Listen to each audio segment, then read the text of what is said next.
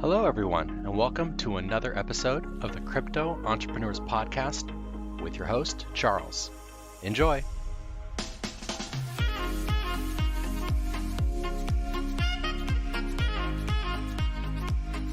Hello, and welcome to episode 15 of the Crypto Entrepreneurs Podcast. I'm your host, the Crypto Guy, and today we're talking with BigDawgCrypto. So how you doing today, man? Doing good. Just kind of looking at the markets. It's funny. You sit there and you open it up lately, and it feels like we're in this flat line area, but yet every day you don't know, it might jump up or more than likely lately drop down. Fall right off a cliff, honestly. Yeah, right. Yeah. So why don't you give us a little bit of background on yourself and then kind of how you got into crypto? Yeah, well, it's funny because it's, like a lot of people, you do different things, trying to figure out what you want to do. And I worked in marketing, worked in radio, worked in TV and different things, and really got interested in the whole blockchain space and crypto in general. Just watching things over the past few years. And it's funny because if you go to like Bitcoin, it was something people had heard about a few years ago, then more people heard about it. And I got really into it I'd say March of 2017. And so it was kind of before everything, really took off the way it did before the last, as we say, the last major alt season bull run. And You're we're all right. talking about waiting for it, you know what I mean? So yeah, you got to experience that. I did. And I tell you, it's funny. It's because it's like, you look at all the people in now, and so many people have learned a lot this year, but I feel like unless you were in, and this is nothing bad at all, but it's like, unless you were in for over a year, and specifically before things took off last November, December, it's like it's almost like the before and after, like you just learn so much about it. Yeah, kind of going through those emotions of watching your portfolio jump thousands of dollars in a day. A day, yes. There's nothing like it, really. And for people who haven't experienced that, the next time around they will, but I don't think they're going to be as prepared as, say, someone like you or I who have been through that big run up. Probably not, right? Yeah. So can you kind of continue on with, you were watching markets and, was there any like aha moment where you kind of realized, wow, I need to, start investing in this and get involved? Yeah. I mean, one of the biggest things is like, sending to a guy that I work with, and he needed to get something that night. I had to go to a Western Union and send something. And it was, the fee for the Western Union, which was, $10, $12, whatever it was. But even just said, I'm sitting there waiting in line for like 30, 40 minutes for them to process it. And they're working hard. I mean, they're doing, it was just the slow churn of that. And it's just like this, it amazes me that the internet has changed so many things. The internet has made, everything you can think of change. And yet when it comes to transferring money, as one thing, it's like that is something that crypto does so well. And, that was kind of like the aha moment. Now, of course, the blockchain in general, I mean, you just look at that. To me, it's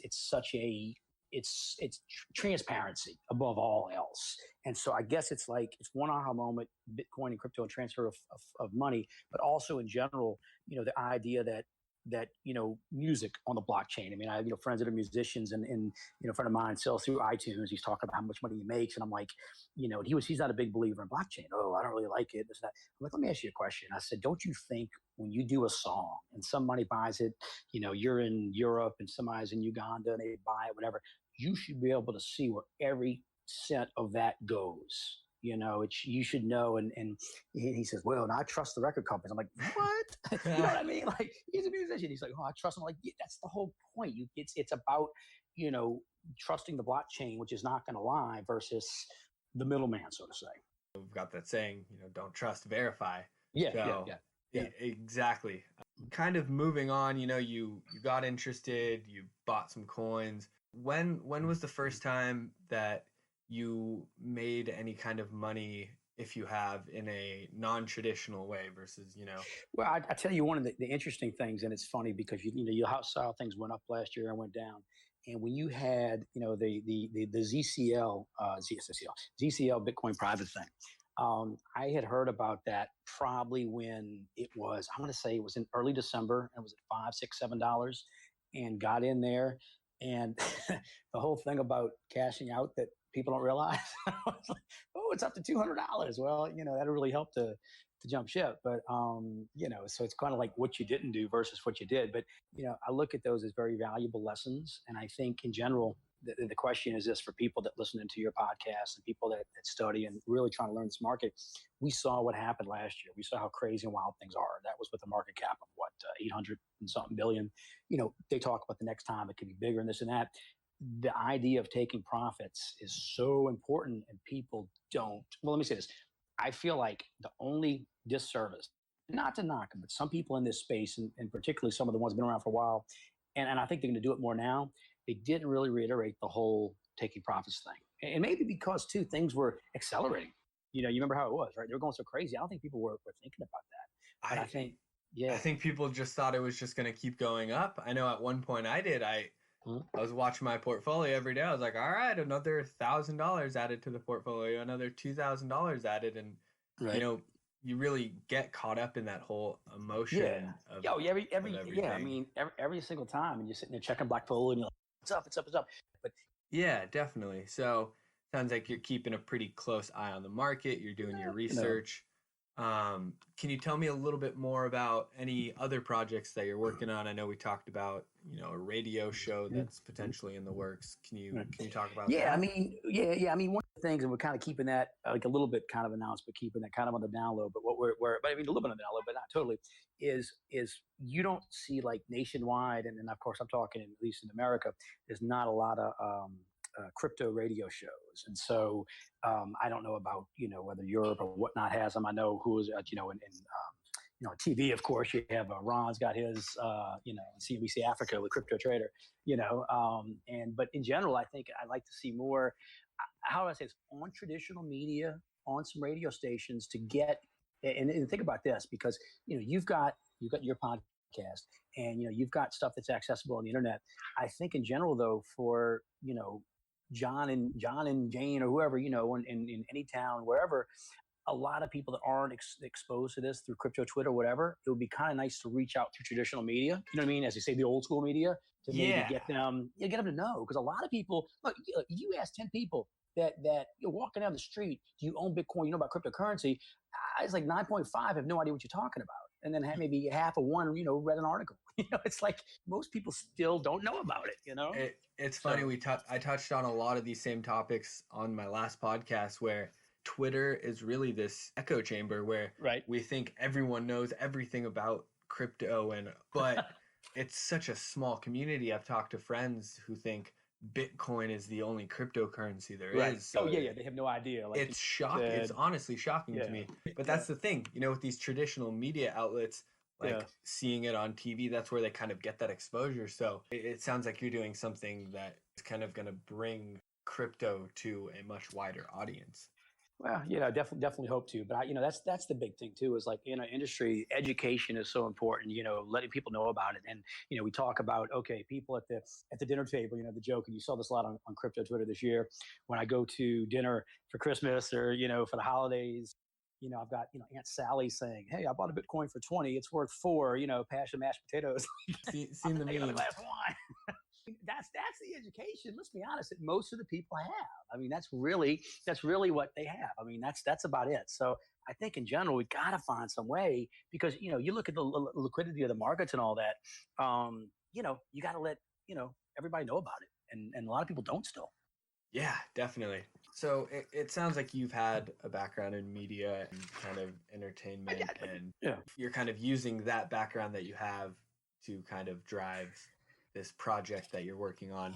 So, I mean, tell me, what are the next steps for people who are trying to kind of put together a crypto business, I want to say? Yeah. What kind of advice do you have for these kind of people? I think the main thing is to try and look at only a year and a half into it. So, I'm certainly not an expert by any means, but a year and a half it's funny. It's in some industries, a year and a half is nothing. I feel like when you study and try and learn about this in a year and a half, you've got a heads up over a lot of people that don't know about, in general, just from experience of dealing with it.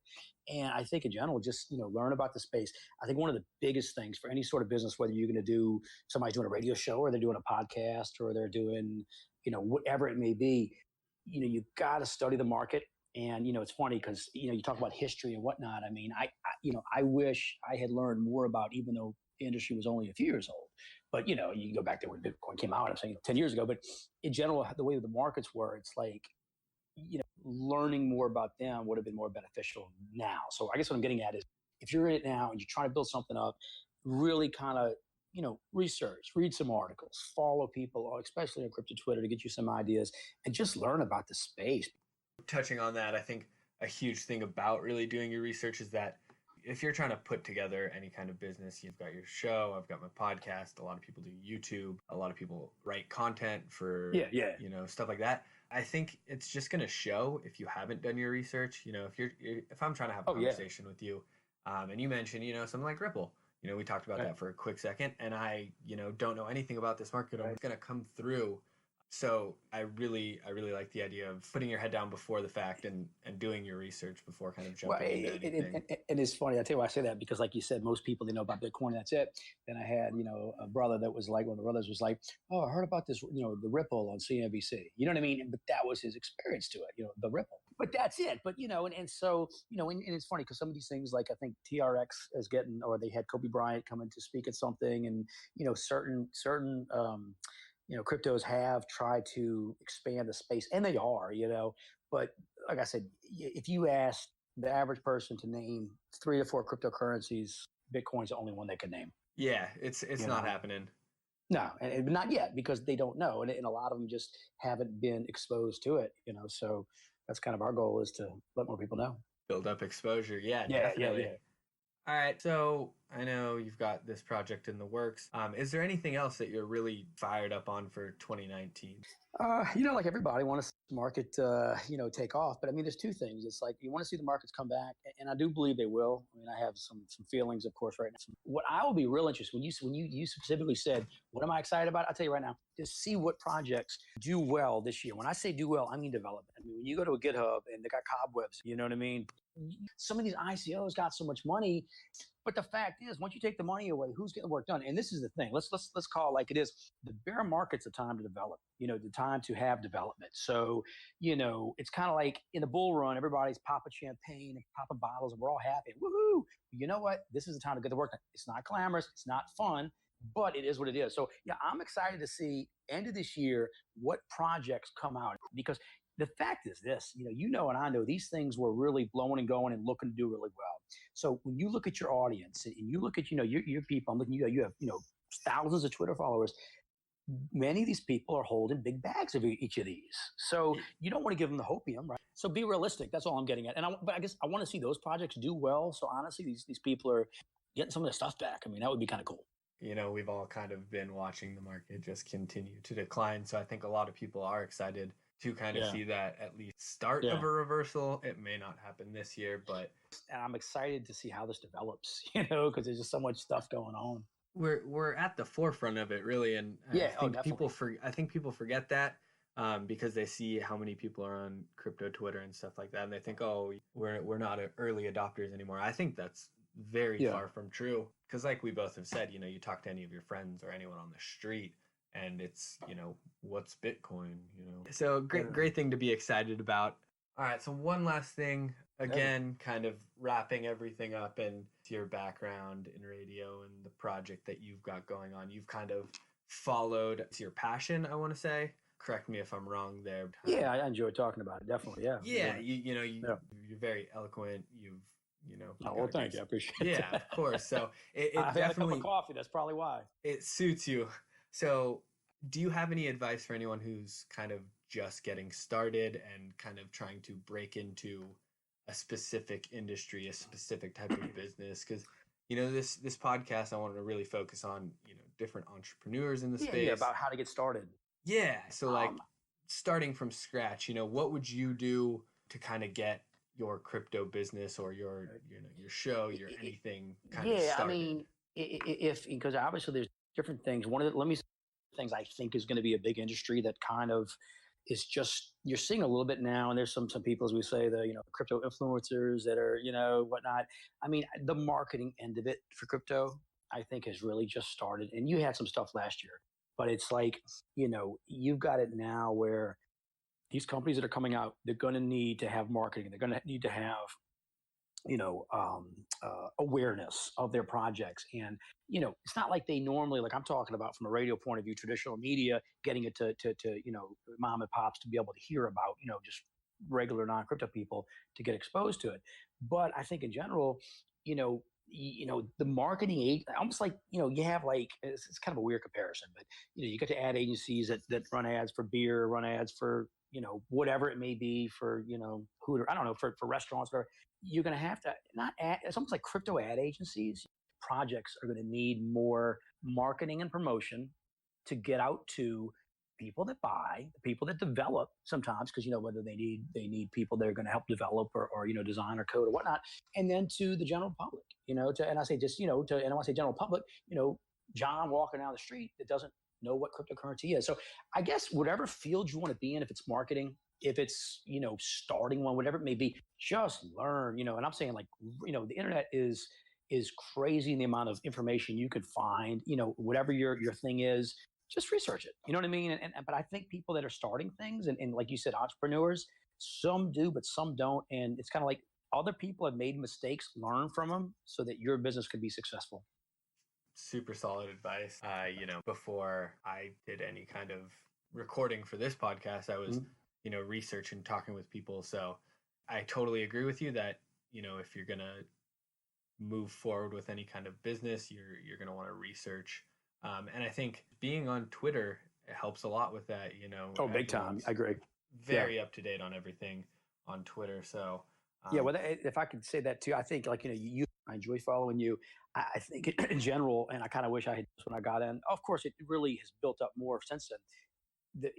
Coming in the industry now, I would say this: start following several accounts and start following their accounts. And what I'm getting at is, I really think somebody needs to have different viewpoints. And I'm talking whether it's OGs, whether it's Bloomberg, CNBC, the traditional media, then it's a dog or a duck, in two particular accounts that do great, the TA, I mean, it's just different ones. And then regular opinions. And look, you're going to get the people, as we say, the internet trolls. I mean, look, the fact is the internet has given everyone an opinion. It is what it is. And whether it's Facebook or anything else, well, guess what? Crypto Twitter definitely has. So you're going to get some opinions that don't make sense. But it's kind of like, to me, listen to everybody's opinion, and always, they say, do your own research and form your own. But to me, you don't want to be in a vacuum and just follow one type. This is what I'm getting at, right? Okay, I just follow CNBC and Bloomberg and all that. Well, and I know CoinDesk, you're going to get one stream of information. And if you say, okay, I'm only following OGs, I mean, and it's just, everybody's got something to offer, but it's like, to do your own research, that should be like in flashing letters on every single thing. Right. You know what I mean? Honestly. Like, they don't do it. Information to do it. So that's what I'd say. Yeah, definitely. Cast as wide a net as possible. Everyone's got something different to offer. Eventually, you kind of get the hang of it, where you realize some people have valuable information to offer versus not so valuable information. All right, so I think that covers pretty much everything. Wanted to give you a big thanks for coming on, BigDawgCrypto. For all of you guys listening, you can find him on Twitter. Again, it's Woof Big Dog with a DAWG. Go follow him on Twitter. Been following him for a while, and he's got some great content. And stay tuned for some of his other projects that are up and coming. He's got some big things in the works. Thanks, I appreciate that. All right, guys, that wraps up another episode, and I just want to take a quick second to ask you a huge favor. If you found anything in the episode helpful, or it's been inspiring to you in any way, I just ask that you share it with your friends, family, anyone you know on social media, and hopefully we can help them out as well. Have a good one.